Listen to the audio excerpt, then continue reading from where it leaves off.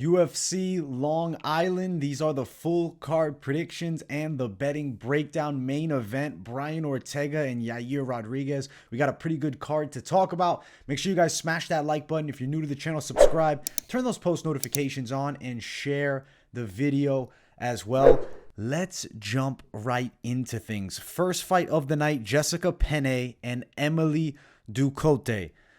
I'm going to be going with the side of Jessica Penne here. I know she's an older girl, 39, 11 years older than Emily.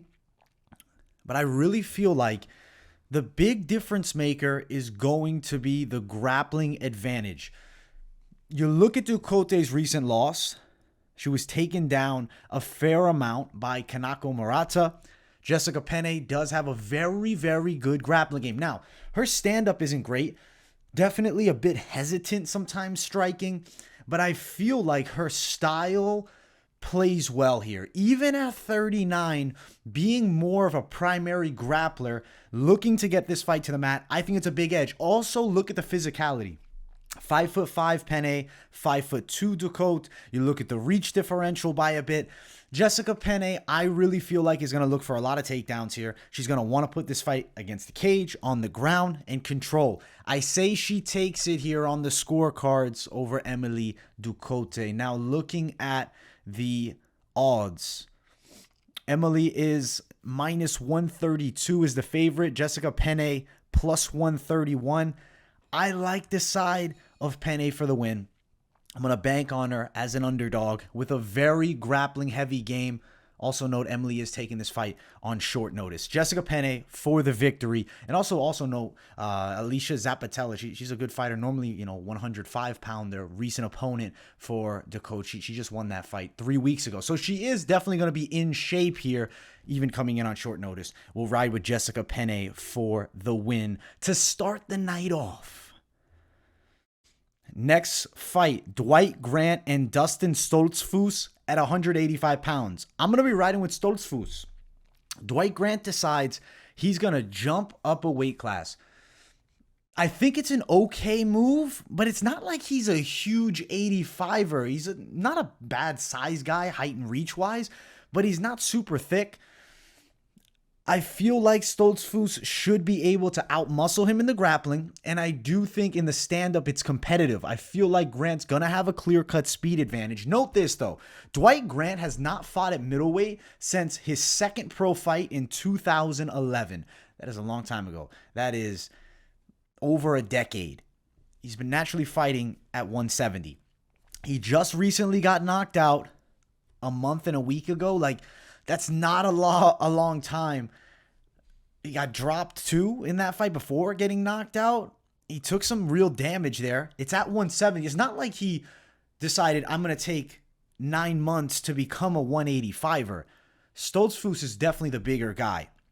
He's going to be the stronger guy, and he has some advantages, I think, in those physical strength departments. Striking is close between these two. Speed goes Grant. It's iffy to say power goes Grant. At 170, he's very powerful. But at 185, Stoltzfus is a big dude. And he does have a pretty competent kickboxing game. Very hook-based striking style. Doesn't work a lot of straight punches. Is going to be looking for hooks even from long distance. Kind of the same with Dwight Grant. Somebody could definitely get caught here. But I have a feeling Stoltzfus mixes in grappling. Pressure against the cage. I'm going to go Dustin Stoltzfus for the win. I'm going to lean it by decision, but because of Dwight Grant recently getting KO'd, I have question marks about the chin. A knockout is very possible here. Looking at the lines for this one, Stoltzfus is a plus 140 underdog. Interesting to see since he's the naturally bigger guy. Dwight Grant, minus 144 as the favorite. We are riding Dustin Stoltzfus for the win. Let's get to the next one. Striker's Delight. It is Dustin Jacoby and Jung. I'm riding Jung. I'm a big Jacoby fan. I like the style, but I look at the matchup with Jung. The biggest difference I really feel here is Jung is the better boxer from close distance. These guys are similar in height, 6'3 to 6'4, 78.5-inch reach to 78. There's no advantages at all, physicality-wise. When they're in close to, Jung has heavier hands. I think he's more precise with his punches. He's got dangerous elbows. From long range, Jacoby has very good kicks. He has a decent jab. He manages distance fairly well. But I look at that Oleg Jacek fight. And he's getting caught by sloppy overhands. He's getting touched a bit. Jung is so much more crisp and technical than an Jacek. I see him hurting Dustin Jacoby here. I'm actually going to ride with Jung by knockout. He's young. He's developing. I believe he's on like a 15-fight unbeaten streak right now. Jung, I really feel like is going to be a problem for Jacoby, because of them also looking eye to eye with one another. Now Jacoby doesn't have that range advantage to rely on. He does move fairly well. Jung fights better, more close to his opponents, but also note, Jung can grapple. Dustin Jacoby has good grappling defense, but he's not a primary grappler. I'm going to ride Jung, and I'm actually going to lean it towards knockout. I can see it in the second. Could happen earlier, could happen later, could go the full 3, but we're banking on KO. Jung for the win. Looking at the lines here, Jacoby is the favorite at -131. Jung, the +126 underdog. Jung is the official pick for the win, and we're banking on the knockout here in what I think is such a great striking battle. I'm actually really excited here. I mean, Jacoby, pro kickboxing experience. Jung, a real prospect in the weight class, man. The winner of this fight, I believe, has a legit shot to fight a ranked opponent next, and I believe it's going to be Jung getting it done. Next fight of the night, Bill Algeo versus Herbert Burns. I'm riding with Bill Algeo here. He's so scrappy. He's so relentless. The guy, he's got good gas tank too, volume style striker, peppering punches, but it's consistent. Herbert Burns has top tier, pure, championship Brazilian jiu-jitsu. On the mat, he's extremely dangerous. Problem is, he's not super fit. He's not very physically strong. He's a first rounder bust guy. Very hard for me to see him taking down, controlling Bill Algeo in one round and choking him out. Like maybe he wins the first round, but I think Burns starts to weather. Burns is also not like super young at this point. I still feel like he's in that prospect level. I feel like Algeo has a more well-rounded tool set. I really didn't like that Daniel Pineda fight. And note this, that was nearly 2 years ago. That's a long layoff for Herbert Burns.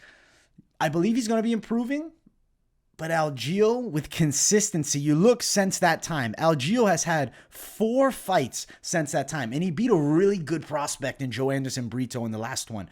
I think Bill Algeo is going to make it hard for Herbert Burns. I think it's going to be a very competitive bout. I think the wrestling defense and the jiu-jitsu defense overall of Algeo will be there. It's going to be competitive at moments, but Burns, I have a feeling, gasses a bit. Second and third round, I'm concerned that Burns gets TKO'd. I'm leaning a decision, but I'm kind of feeling TKO as well. I'm going to officially actually go third round TKO for Bill Algeo here. I think he's going to stop a tired Herbert Burns. Of course, Herbert Burns, very dangerous, very fast starter. If he can get Algeo in a terrible position within the first 3 minutes of the fight, 100% possible he gets the submission. I mean, the way that he destroyed Evan Dunham was so impressive. But then that Pineda fight, to me, it put a big question mark around Herbert Burns. I'm too concerned with him. I think Algeo has proven the well-roundedness needed to get the win here. So I'll ride with Bill Algeo for the W. Looking at Bill Algeo's odds here, he is the -160 favorite. Herbert Burns, the +153 underdog. I'm going Bill Algeo for the win, and we're going to go TKO in the third round. It's the Mystic Mac call. Let's jump to the next one. This is an amazing prelim. I don't even know how it's on the prelims. This is an awesome fight. It's Ricky Simón and Jack Tank Shore. I'm going Ricky Simón for the win by decision. Jack Tank Shore definitely has some really good skills. Like, I'm super impressed with that Valiev fight. The 1-2 that he's developing is money. It destroyed Valiev. He dropped him multiple times there. Grappling skill set, very good for sure. Difference between these two is Simón, to me, clearly stronger, clearly more athletic, clearly more explosive, and I believe the harder puncher. Now, Jack Shore, from distance, I do think has a little bit of a boxing edge, but Simón closes that gap really well. He's very explosive. I can see him hurting Jack Shore. I really feel like Ricky Simón now is coming into his own. He looked incredible against Rafael Assunção, knocking him out. I think with Shore, it's going the full 3. Super competitive. I think Simón will actually land a couple takedowns. I think Jack Shore is going to find ways back up to the feet. I think it's going to be a very competitive matchup throughout, but I think Simón lands a bit more significant strikes, stealing some rounds with takedowns and cage control. I think speed difference also favoring Ricky Simón. I like him here a lot, guys, and I'm going to bank on Ricky Simón win decision, though. I do think we're going all the way. Simón's an underdog, plus 145. Jack Shore, the minus 150 favorite. I like the dog attack on Ricky Simón a ton here. And I really like Jack Shore, but I just feel like it's Simón's moment, man. He's riding high. And Jack Shore is super good. And I see both these guys as contenders in the weight class for the foreseeable future. I mean, 29 and 27. We got some years out of both of them. And Jack Shore, 16-0 right now. I do believe the O is going to go here against Ricky Simón. Simón for the win by a decision over Jack Shore. Let's jump to the featured prelim. Punahele Soriano and Lungiambula. I feel like this is going to be a barn burner. I'm going to pick Soriano. I do think he's going to get it done. Lungiambula is super explosive, super powerful. I mean, he's jacked as they come at 185 pounds. Fight IQ is suspect. The chin comes up high, and I could see him getting caught. Yes, he's a durable guy, but I think Soriano has the technical boxing that he actually could knock Lungiambula out, especially if Lungiambula is getting crazy. Soriano's got the wrestling base as well. Lungiambula does have a judo background. He's strong in the grappling department.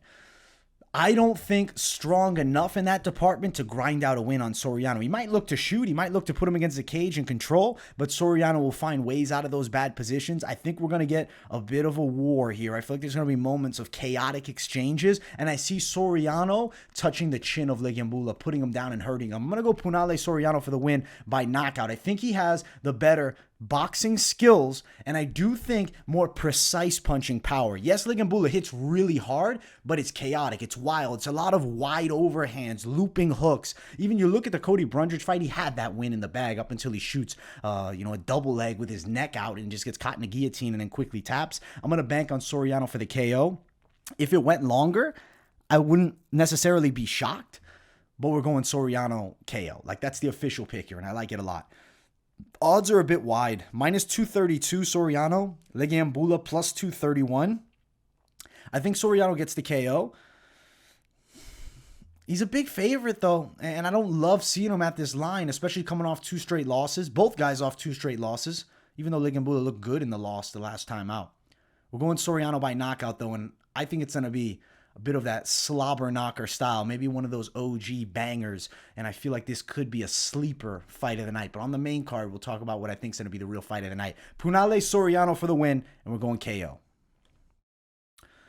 Let's jump to the main card. If you guys have not yet, make sure to smash that like button. If you're new to the channel, subscribe and turn on those post notifications so you don't miss a video. It is Lauren Murphy, Miesha Tate. I'm picking Miesha Tate. Finally, we get this fight to happen. It is at 125.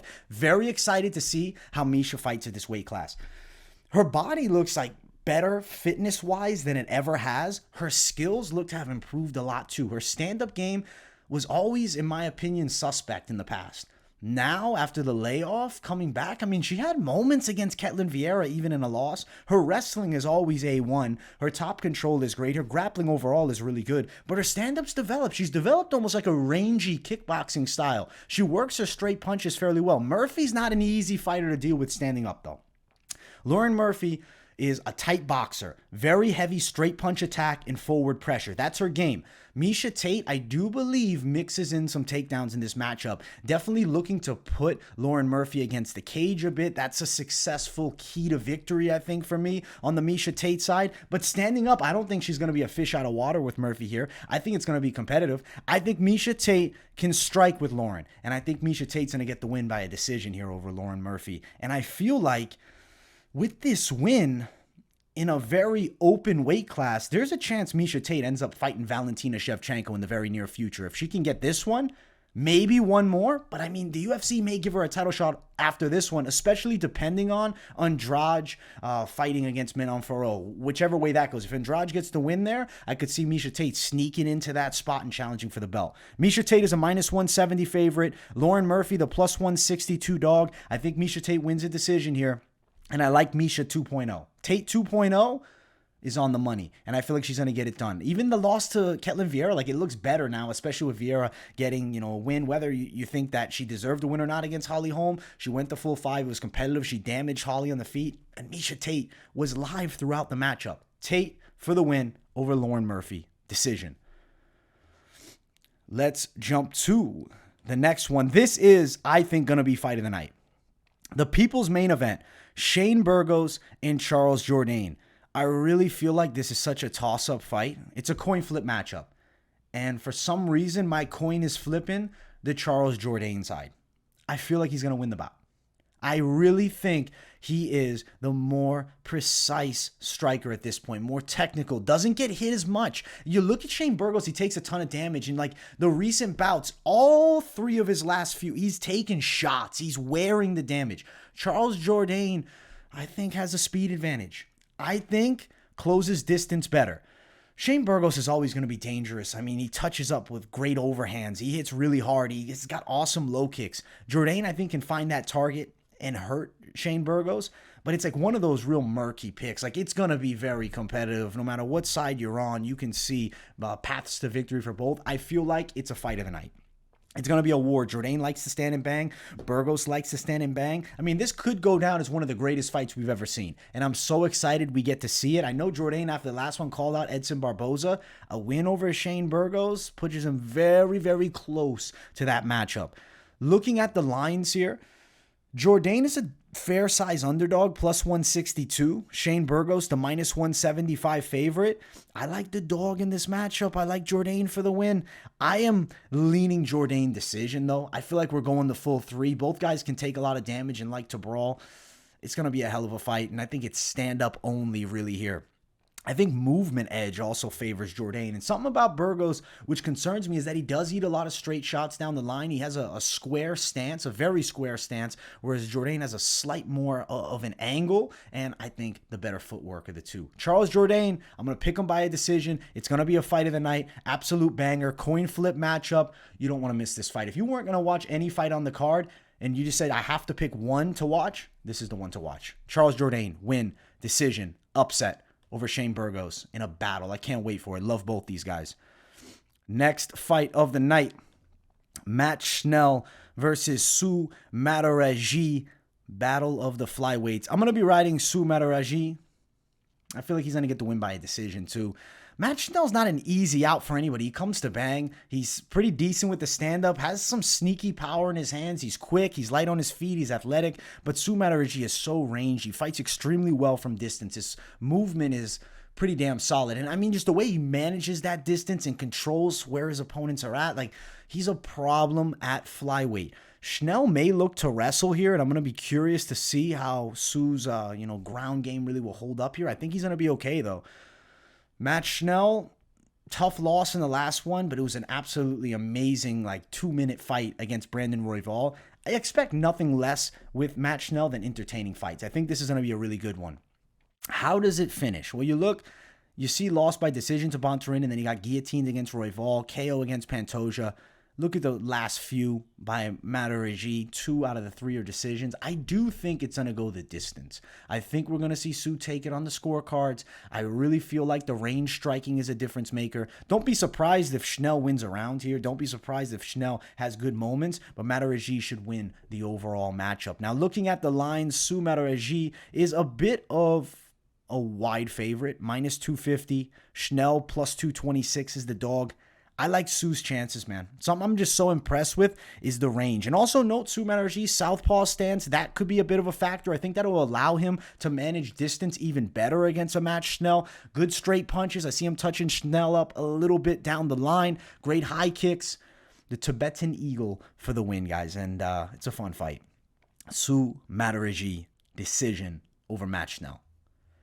Let's jump to the featured bout of the night. Jingliang, a.k.a. Leech, versus Muslim Salikhov, the king of Kung Fu. I love this matchmaking.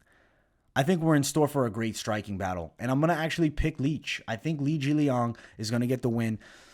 I feel like he can get the KO. The power of Leech is real. He's very explosive and precise with his striking. Great low kicks, good forward pressure. Salikhov fights very well from distance. Excellent kicking game. He's very slick and precise. I mean, he's awesome standing up. The guy's got the Kung Fu background. He's a karate champion. Muslim Salikhov is extremely dangerous striking. And the way that he closes that distance, like the elite level karate guys, is very impressive and fun to watch. But I think Leech, that MMA style stand-up, I think the hands are better for him. I see him hurting Salikhov with an overhand punch and actually knocking him out. if I got to give you an exact round, I'm kind of leaning it towards the second. Wouldn't be shocked if the fight goes all 3. It's going to be a banger. Leach, to me, athleticism advantage, strength edge, explosiveness advantage. Salikhov, slicker striker from range. I do like his dexterity with the kicks. Like, there's a lot of things to like about both guys. I just think Leach finds that big shot. And especially for me, the win over Santiago Ponzinibbio still carries a lot of weight here. The way he caught him with that huge overhand, I could see him touching up Salikhov with a big shot too. And I mean, his last fight, he fought Khamzat Chimaev, got taken down and choked out. You're not getting that style from Muslim Salikhov. Leach for the win, and we're going knockout. Leach is the dog. Li Jingliang plus 155. Muslim Salikhov minus 162. It's a great fight, and it's one that Leach wins by KO. Co-main event of the evening, Michelle Waterson and Amanda Lemos. Good ladies matchup here.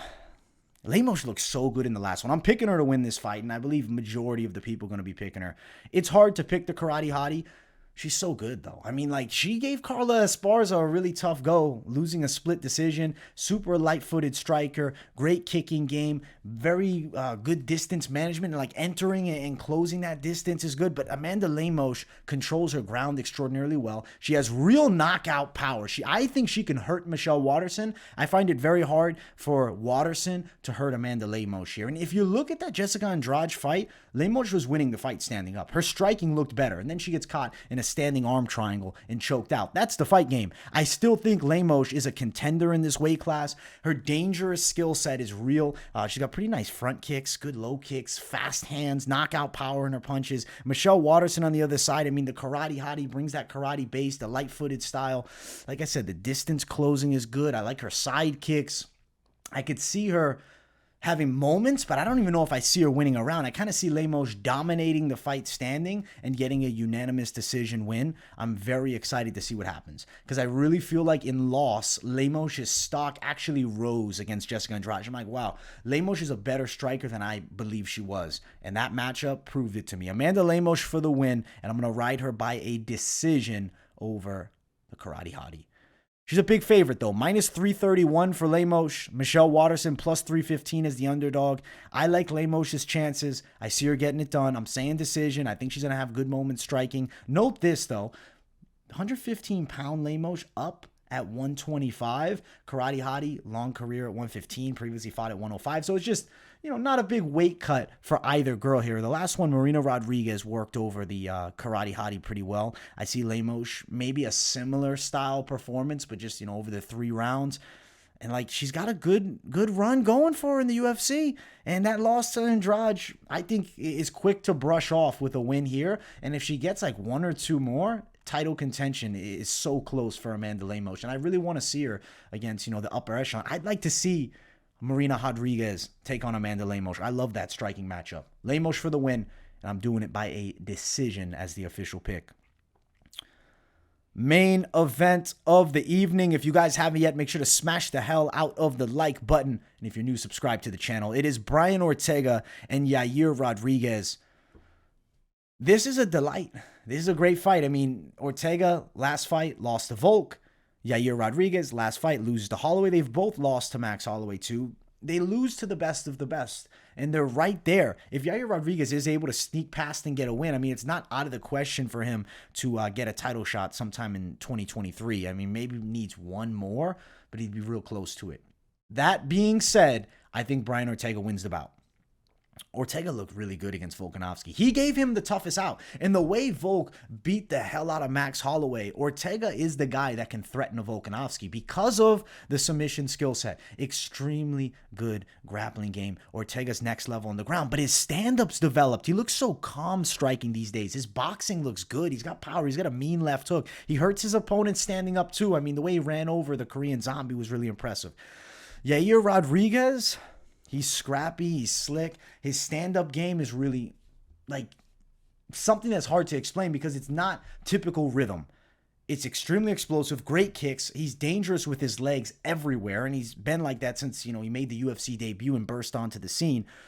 But Brian Ortega has a clear advantage in the grappling. You look at Yair Rodriguez, Max Holloway. Holloway got on top of Yair, nearly had that arm triangle at one point. I see Brian Ortega finding a way to get this fight to the mat. And when he does get it to the mat, I see him tapping Yair out. I'm actually going to bank on T-City Brian Ortega win submission, and I'm seeing it in the second or third round here. Now, looking at the lines, Ortega is a slight favorite, minus 157.